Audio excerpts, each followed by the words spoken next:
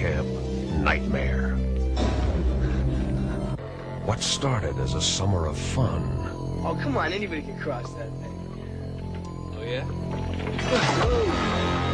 Became a nightmarish game. I'll do it if you'll do it. In this camp, kids won't just be kids. They'll be killers. Some of us have been talking and we've decided to take over the camp.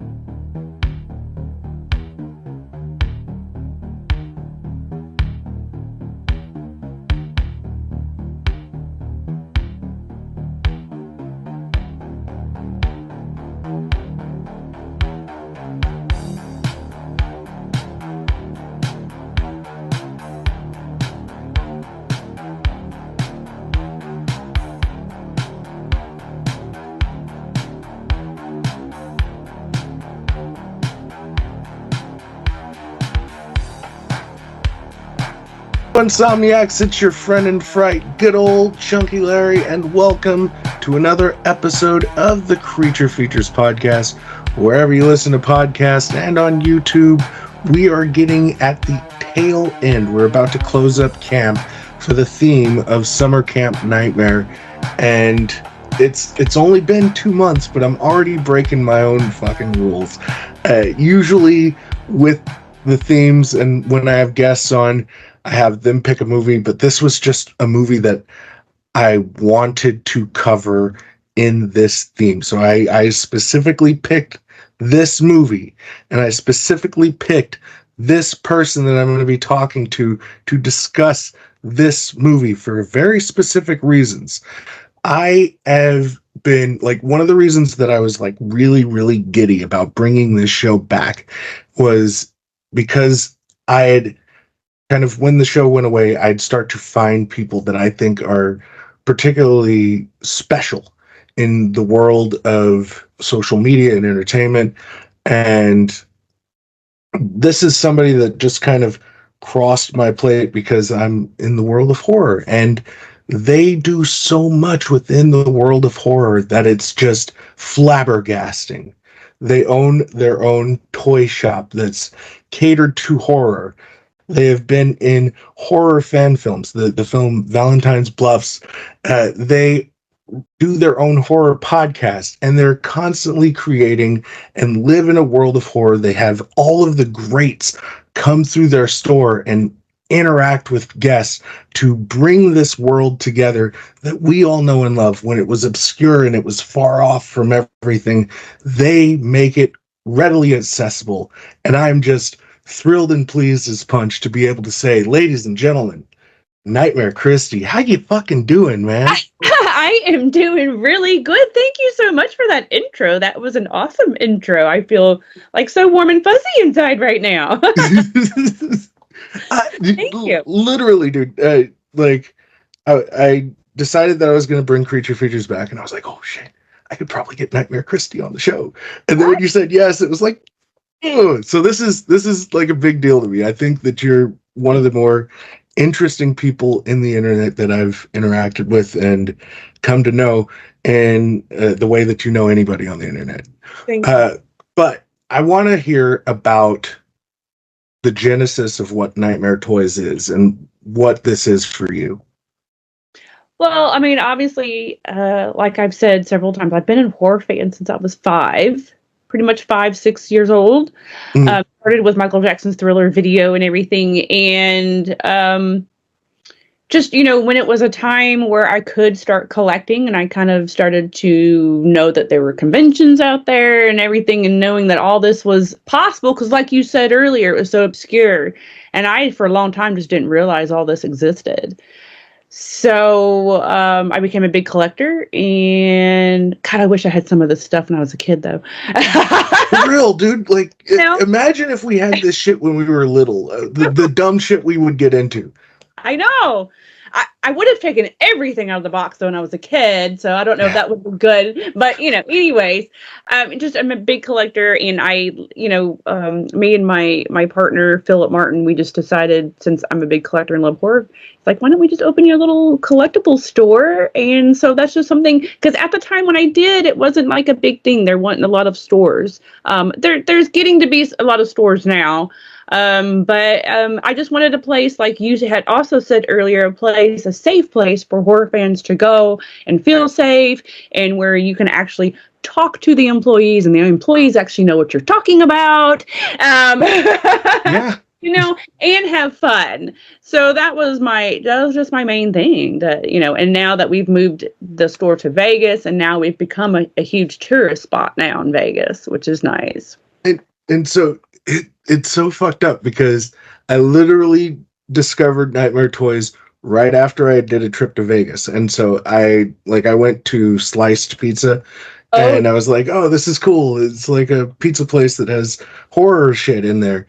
And I was like, this is really cool. If only there were a store like this, I would have fucking spent my whole time there. Turns out there's a fucking store like this. Did you even know that we had Nightmare Cafe?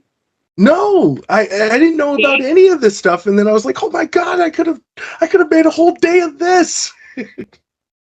And you could have gotten some alcoholic drinks and some spooky food. We did close Nightmare Cafe a month ago, but just something we had to do. We hate that we had to do it, but we are very happy with what we have accomplished with that. It was open for almost 2 years, and we had all spooky themed, horror themed food, drinks. The place was decked out. I mean, it was great. It was a great spot. And I know I've upset a lot of people within the past month. I've even had people tell me that I've ruined their vacation. I was looking forward to it the next time I went.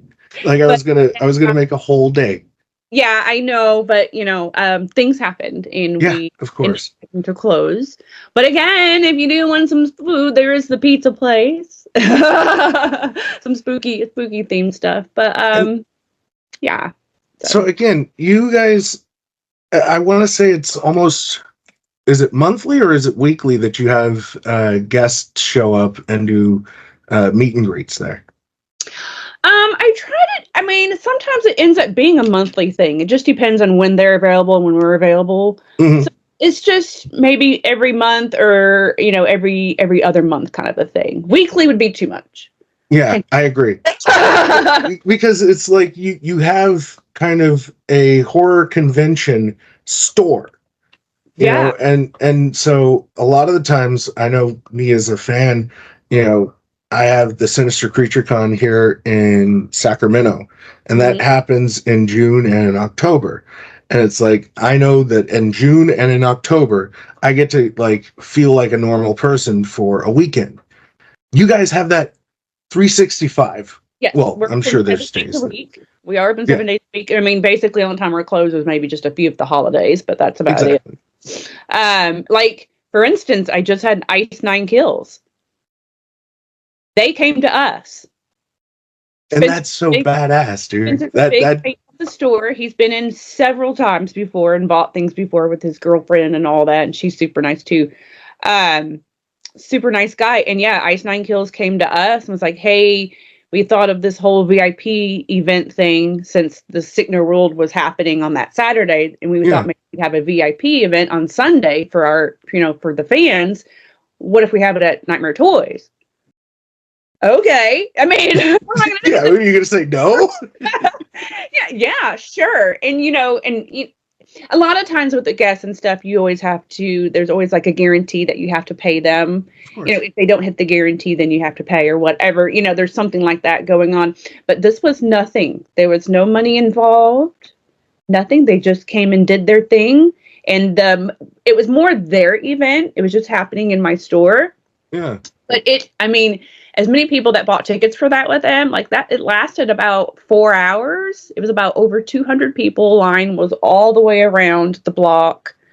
And then think about it. All those people ended up shopping. Exactly. And then how is that not a win?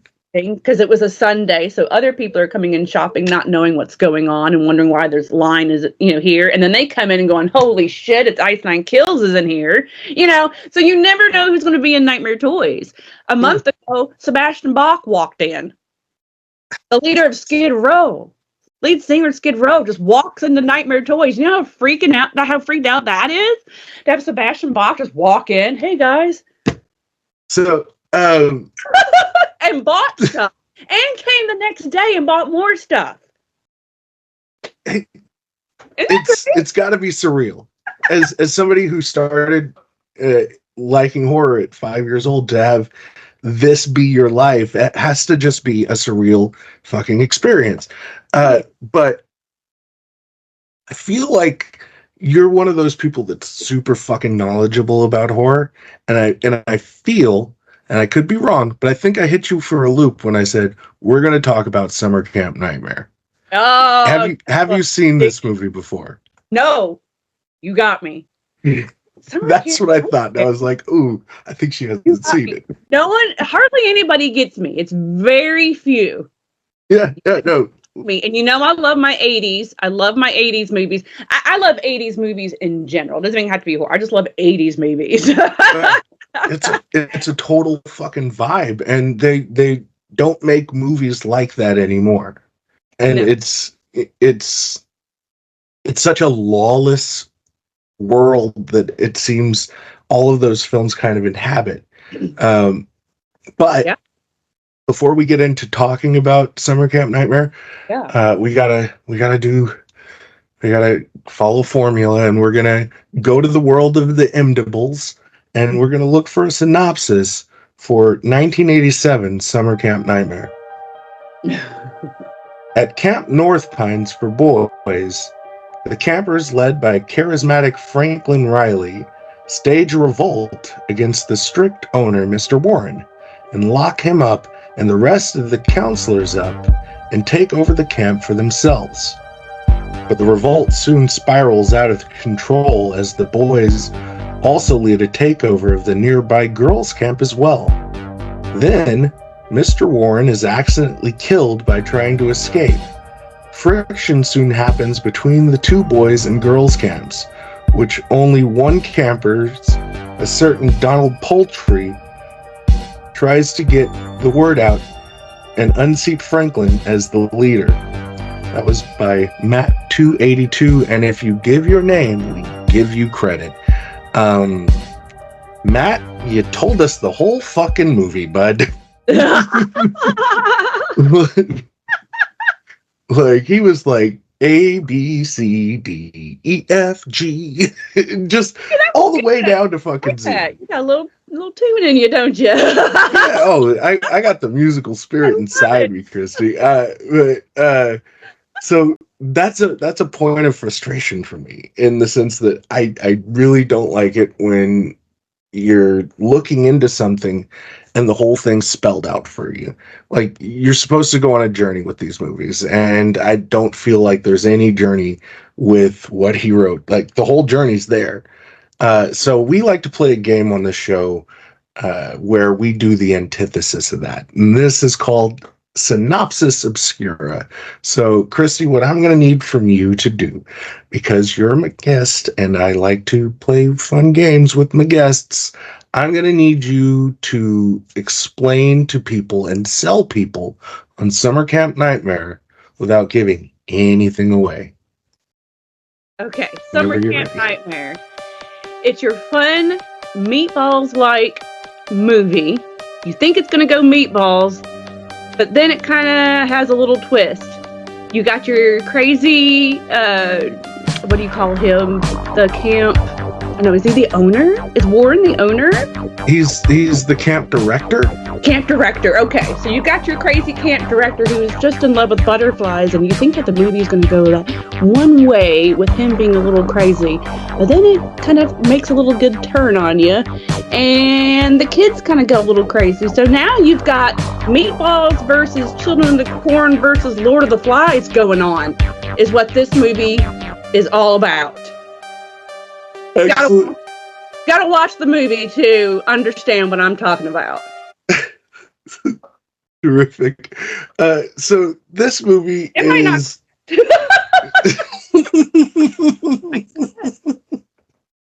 It gets a little crazy, and then it's like Meatballs and Lord of the Flies. Well, it is. The best way I can describe it.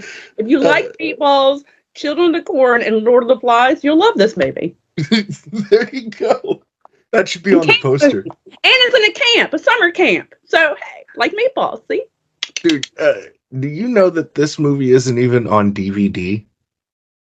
Yeah, because I did my research completely after you said this movie. And like you said, I hadn't seen this one. So I did my research. I was like, oh, I need this movie. Nope, I didn't see anything. It's like very regular. It's wild. The only versions of DVDs for Summer Camp Nightmare are DVD-Rs. So it's like, the ones that they'll sell at conventions. Somebody will like burn it from a VHS and make art and sell it at conventions. But it's not streaming anywhere. It's not like it's totally and completely obscure. But I remember this movie from like back in the day when you would just like you'd be up late night and you would just like catch something. You know what I mean? And it was like, well, what the fuck is this happy horse shit? And you become super fucking invested in it. Right. But like it's one of those things you like. So have you ever seen the movie Fortress from 1985? Fortress, yes, I have actually. Yes, Rachel Ward, I think. Yeah, that's one of those movies that used to play on HBO late at night all the fucking time. And if you fucking spent any period of time, like like myself, wandering, hoping for Skinemax and just finding some random horror movie, that was the kind of movie that this is. And so Summer Camp Nightmare completely falls into that category in the sense that I try to talk to people about it and they're just like, you talking about sleepaway camp? And I'm like, no, dude, this is like, it's got like sleepaway camp. Nothing like it. And so I feel like in a certain sense, the reason that this film isn't as popular is because it kind of subverts what was the norm in these summer camp horror films. Right. So, most times people, when they go into these summer camp horror films, they're expecting Friday the 13th or Sleepaway Camp or The Burning. Like that's what they immediately associate with this particular subgenre. And to me, this has kind of an after-school special quality to it.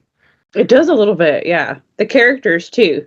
Yeah, but it's like I feel like each one of them is kind of inherently wholesome in an absurd way.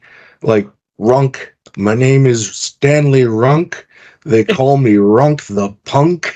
Yeah, like he's like a complete caricature, but it's endearing, it's charming, and I just like Franklin, the lead. He's sitting on a fucking dock reading civil unrest or some shit like that. It's just like, what is this guy? Right.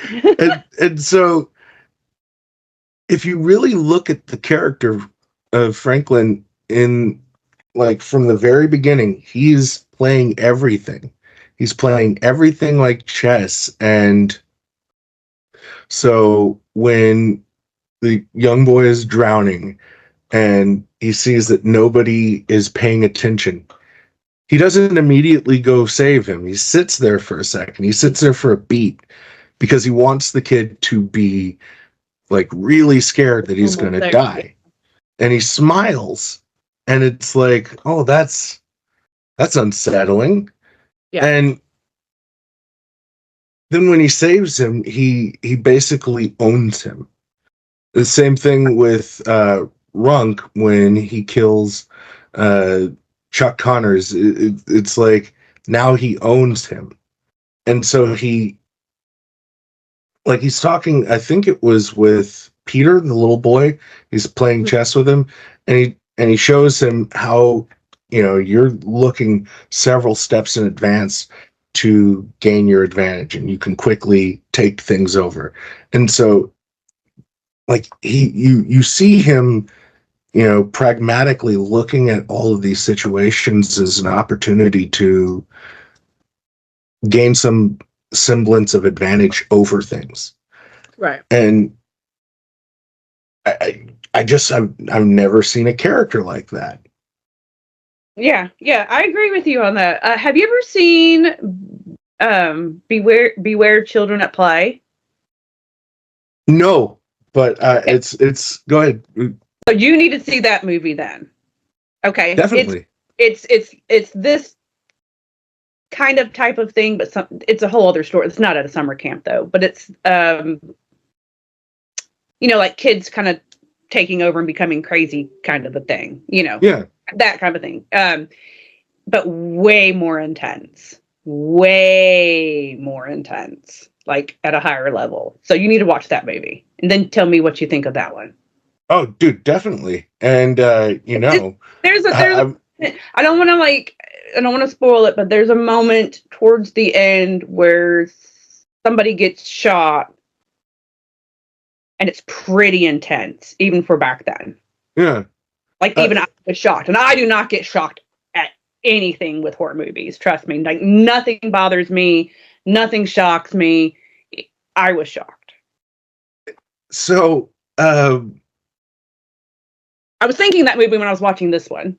Besides Lord of the Flies and like Meatballs and all that, kind of meshing it together. And so when I look at this, I think less Lord of the Flies and more Animal Farm. Animal Farm. Okay. Because Animal Farm is the story of, the insurrection of the farm animals over the farmer. And then they take over the farm. But then these authority standards, these positions are then filled by the members of the farm. And then they're separated in class. And you see that even though they've taken over the power has then corrupted them.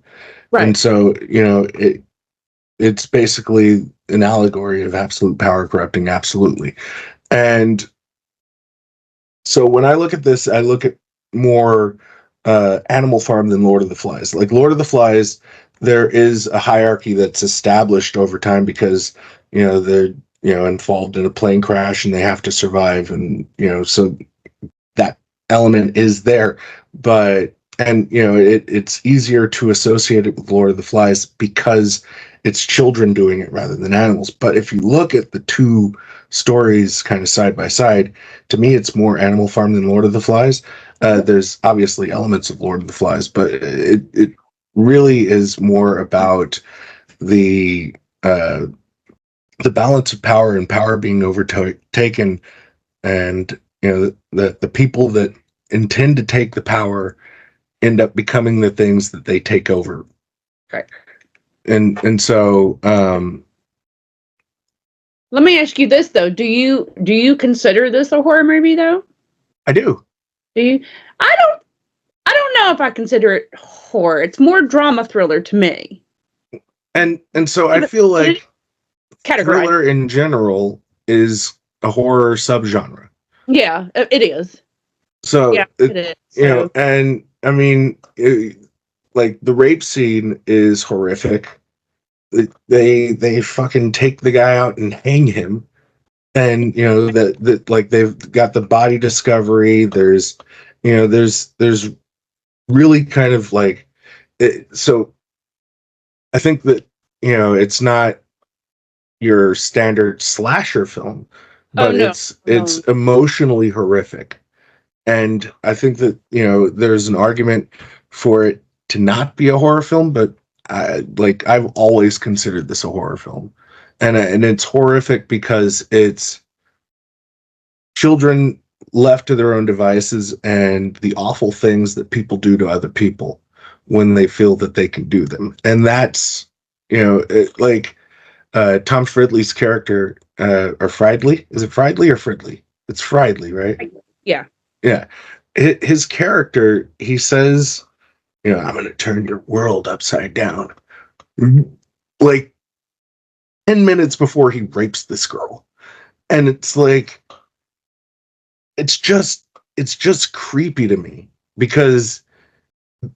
Well, them getting creepier and creepier because they all seem like normal kids at first. Yeah, they seem like normal turn as things go on, and they're led by Franklin, and a lot of them kind of turn and get really scary. So yeah, I mean, I guess it is considered horror in that way. Yeah. It's definitely not like a body count heavy horror film or anything like that, but I just, I think that it's kind of terrifying that, because children in a sense are mirrors of us, and so like we as adults feel like this evil is something that's evolved and taught, and you see kind of left to their own devices. Initially it's one thing, like it's accidents or something, but there's something there because the one girl wanting him to be killed and hung is one thing, but that wasn't just one girl. That was multiple girls that beat that young man to death and hung him. And it's just like, that's what the destruction of authority inevitably is supposed to evoke, or at least that's the intention that the filmmaker is trying to convey. And so this movie is based on a book called The Butterfly Revolution, and it was written by William Butler, not that William Butler. not fucking baby oopsie William Butler. But it's a book that was released in 1961. It's a child, like a tween book, so like Hatchet, you know what I mean? And I think that it's one of those things where,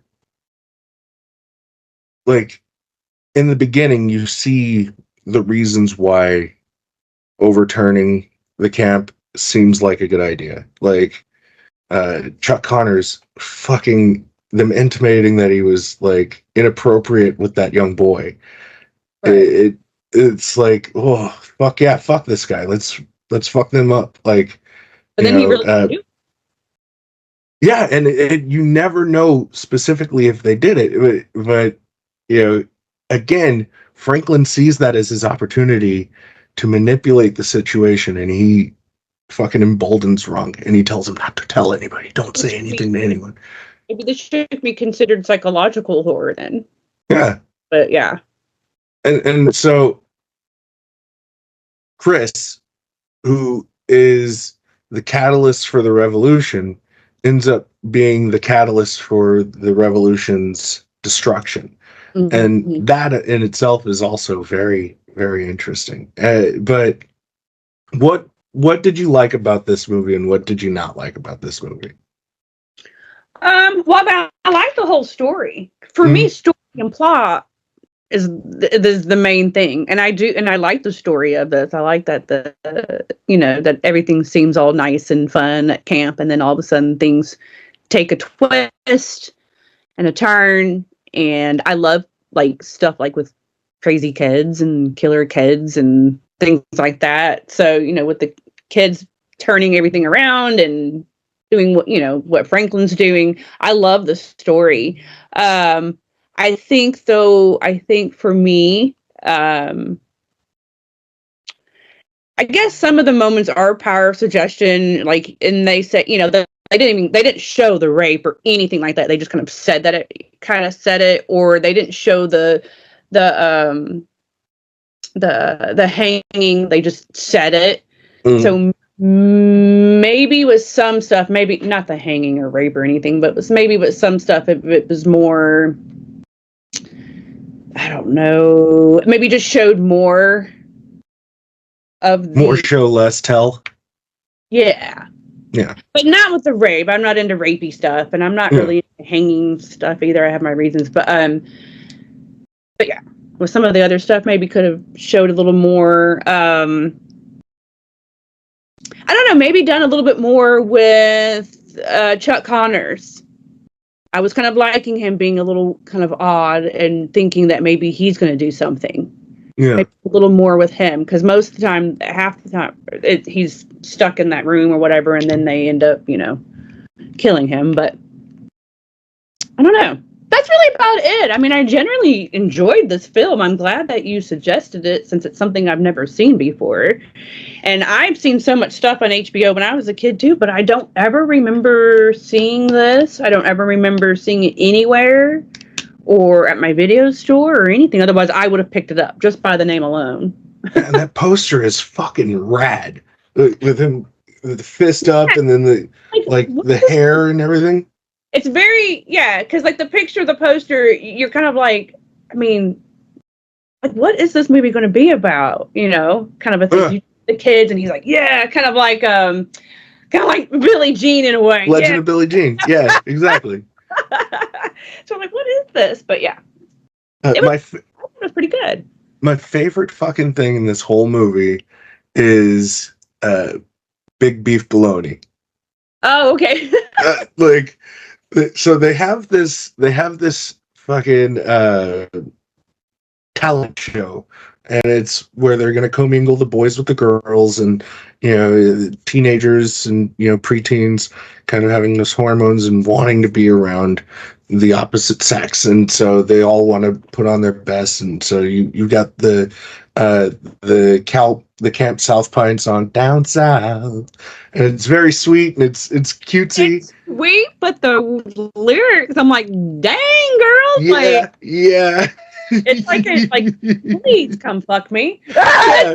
I'll even rub your back. Nasty, but literally, that's what the whole song is pretty much saying. Is it not?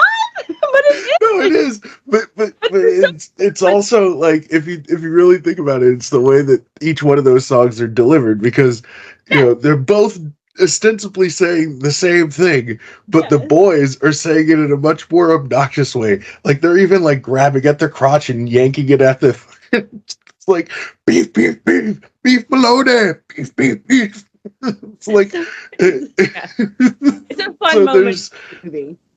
Yeah, and it's like both of those songs are silly, but they're incredibly fun, and it really just, again, it shows a clash of that kind of Protestant, Chuck Connors, everything is, Jesus has got to save you, and the only channel we've got in the fucking cabins are Jesus, and it's like, you gotta have clean thoughts, and let's go catch some butterflies, and I'm gonna grab your booty. It's like, but this rock music cannot be tolerated. So it's just, I would have had to have done something with him too if all he would let me watch is a religious channel. I couldn't. For real. I can't get jiggy with this shit, man. What are we doing right now? But we're gonna get to the point now in the show where we rate the film, and we do that with Reapers.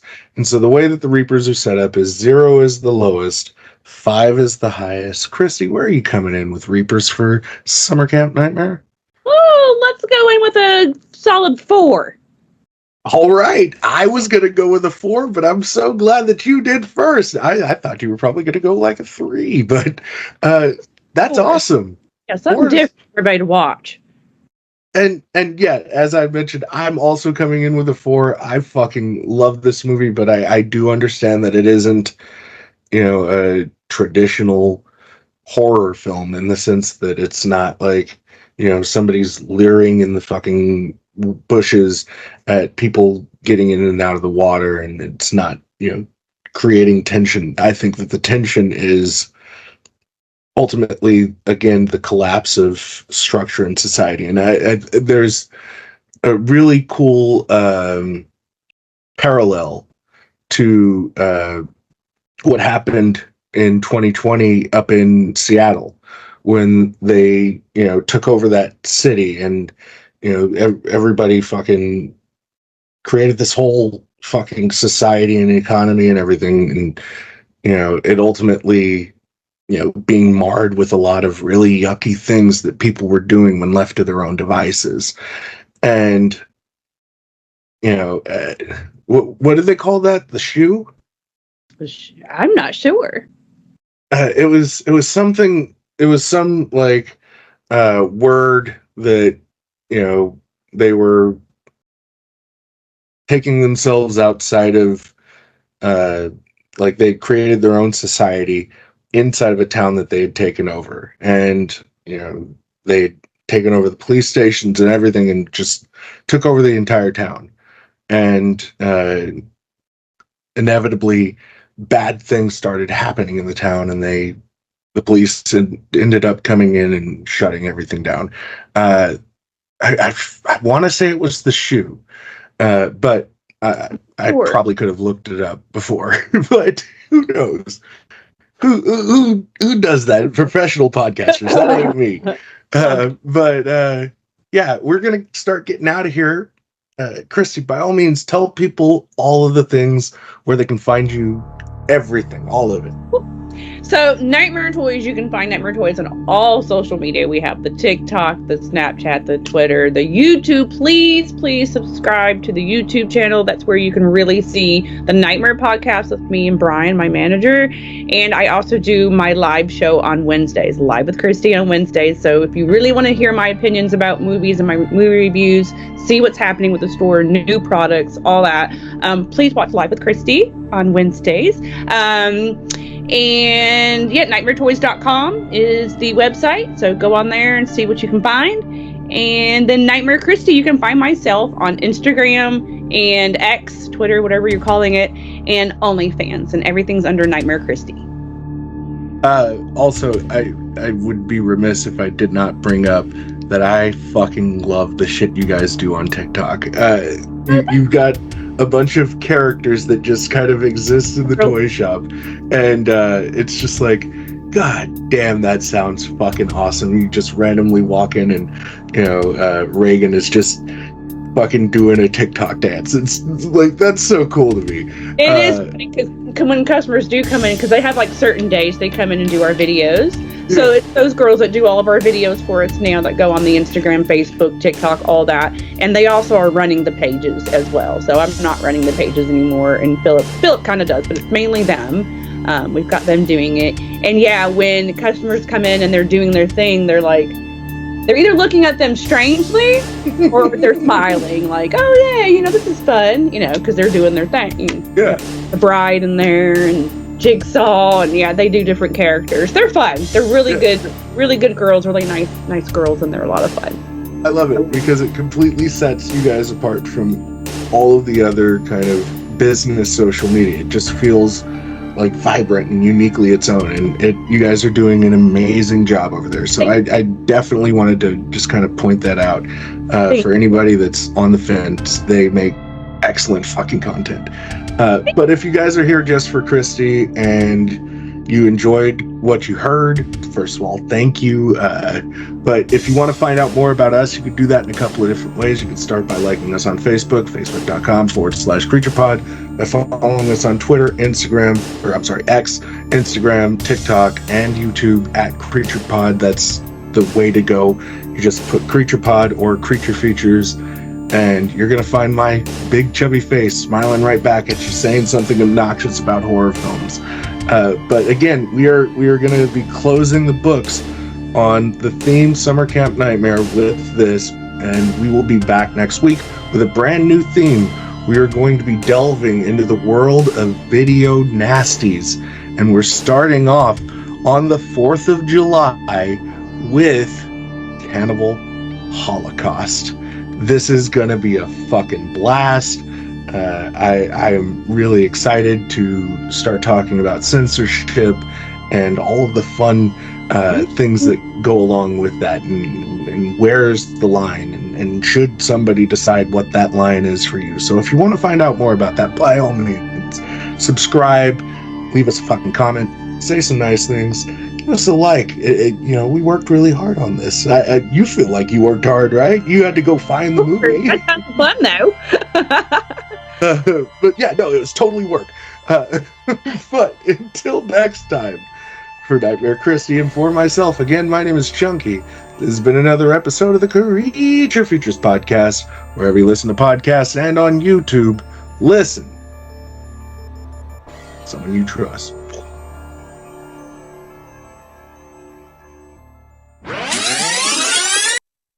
Now, for our next act, you're gonna love them. Okay. The group of guys have been working for a long, long time. I think you're gonna find them fine as wine. They're as good for you as a morning jog. So put your hands together for the horn dogs.